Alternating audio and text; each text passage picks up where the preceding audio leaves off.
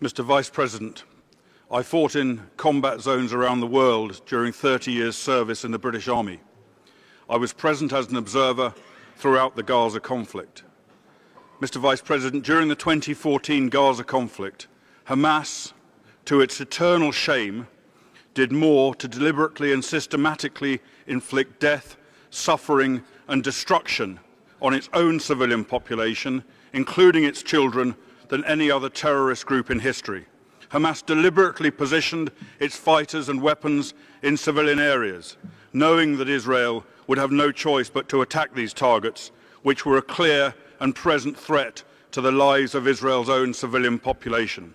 While the IDF made efforts unprecedented in any other army and exceeding the requirements of the laws of war to save Palestinian civilian lives, including warning them to leave target zones, Hamas forced them to remain in those areas.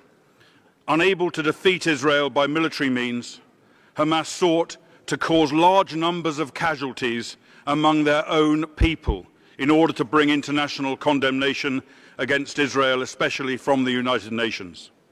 This was the cornerstone of Hamas's strategy. It was Hamas's strategy, not illegal Israeli action, as this report shamefully alleges, without a shred of evidence, that was the reason why over 1,000 civilians died in Gaza.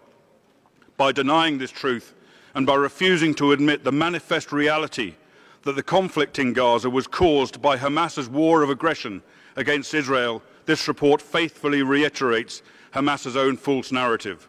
This Council has for too long allowed itself to become a tool of Hamas's murderous strategy. By unjustly condemning Israel, by refusing to condemn Hamas's repeated and unprovoked aggression, this Council has consistently validated and encouraged Hamas's terror tactics.